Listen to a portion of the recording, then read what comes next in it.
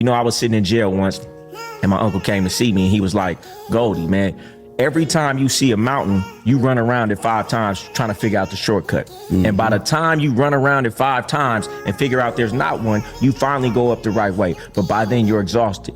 Had you had just started up the mountain the right way the first time, you'd have been at the top already. And that's how I feel like the story of my life. Always trying to take shortcuts, but I always had to come back to square one. Had I started the right way the first time, I'd already been where I wanted to be. So I wasted a whole lot of time. So I don't want nobody to waste time. You gonna have to go through it regardless. Just hurry up and get it out the way. You live long enough, you gonna see everybody who was your hero, your street heroes, man, they done been to prison. It got to a point in my life where it was like, I'm in these streets, I'm starting to be more self-aware, I'm starting to read, and I'm like, man, I'm never gonna make 100 million in these streets, and if I do, I'm gonna go to prison first. So it's like, what am I really doing? It's only a certain level that I could even get to here. And so what am I gonna do?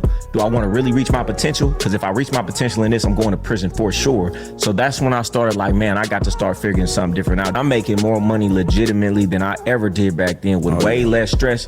And I tell people all the time, in the streets is working hard. Oh yeah. Because that's a 24-hour job, that shit don't stop. You know, you got to worry about this, the police, this, that, the third. Your stress level is through the roof because you know any day some shit could be coming down. If you took all that same time and energy doing all of that and put it into something legitimate, something positive, you can make way more money and don't even have to worry about those other things. It just take a little bit of time. You know, I was sitting in jail once